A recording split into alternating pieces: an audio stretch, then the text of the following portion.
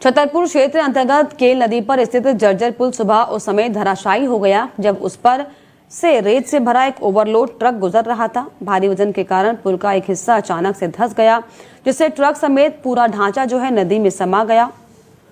गनीमत ये रही कि ट्रक चालक ने समय रहते कूदकर अपनी जान बचा ली। लोगों का कहना है कि ट्रक अत्यधिक ओवरलोड था और पुल पहले से ही काफी जर्जर था। घटना के बाद पुल पूरी तरीके से क्षतिग्रस्त हो गया, जिससे आवागमन पूरी तरह से बाधित हुआ है।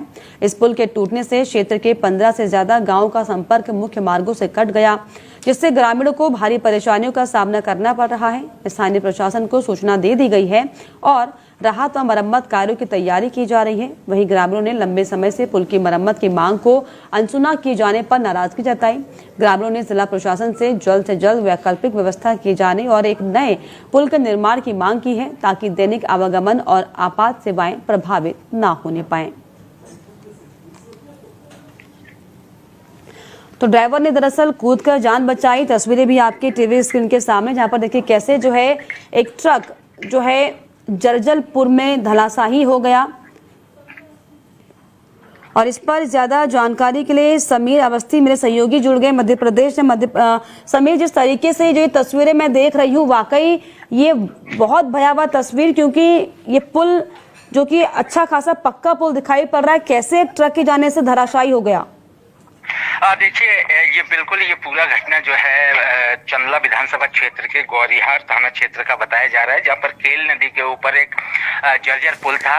इस इलाके में जो है बड़ी मात्रा में रेत के खदान लगाए जाते हैं। रेत का ट्रक जब पुल के ऊपर से गुजर रहा था, इसी दौरान जो जर्जर पुल है वो पूरी तरीके से धंस चुका है, उसमें ट्रक फंसा हुआ है। इसी बीच जो स्थानीय लोगों के माध्यम से जानकारी मिली है, वो कह रहे हैं ड्राइवर ने जो है कूद कर जान बचाई है। और इस पूरे घटनाक्रम में करीब 15 से ज्यादा जो गांव है वो आवागमन पूरी तरीके से अवरुद्ध हो चुका है। लोग निकल नहीं पा रहे हैं और फिलहाल जो है प्रशासन की टीम वहां मौके पर मौजूद है और जो ट्रक है जो धंसा हुआ है उसको हटाने की जो है कार्रवाई की जा रही है। बिल्कुल।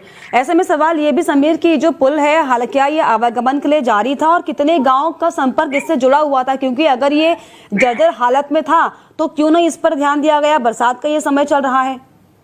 बिल्कुल, ये बहुत बड़ी लापरवाही है। लगातार हर विभाग में ही लापरवाही देखने को मिलते हैं।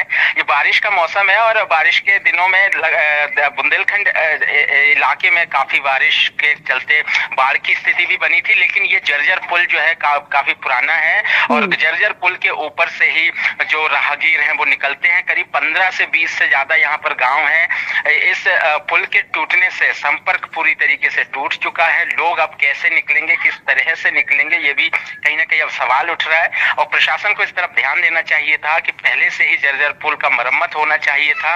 इस इलाके में रेत के बड़ी तादाद में ट्रक निकलते हैं, जिसके कारण ये बड़ा दुर्घटना, इसमें कोई जनहानि नहीं हुई है, लेकिन जनहानि होने से बच गया। जो ड्राइवर है, ड्राइवर ने कूद कर जान बचाई है। फिलहाल अब ये देखना होगा कि प्रशासन कब तक आने जाने वाले लोगों के लिए कब तक रास्ता जो है ठीक कराते हैं, पुल की मरम्मत कराते हैं। ऐसे में कि जो स्थानीय प्रशासन है उसकी तरफ से कोई बयान आया क्या, कोई स्टेटमेंट, कोई जिम्मेदाराना बयान कि आखिर कैसे इतनी बड़ी घटना हो गई? और ये गनीमत रही कि जो है ड्राइवर ने गाड़ी से कूदकर अपनी जान बचा ली। आप मान लीजिए कि कोई भारी भरकम सवारी वाला कोई वाहन अगर यहाँ से जा रहा होता, फिर क्या होता? देखिए, बिल्कुल ये जो है ये तो ट्रक के धंसने से ये हादसा हुआ है। हादसे में कोई जनहानि नहीं हुई, ड्राइवर कूद के जान बचाता है।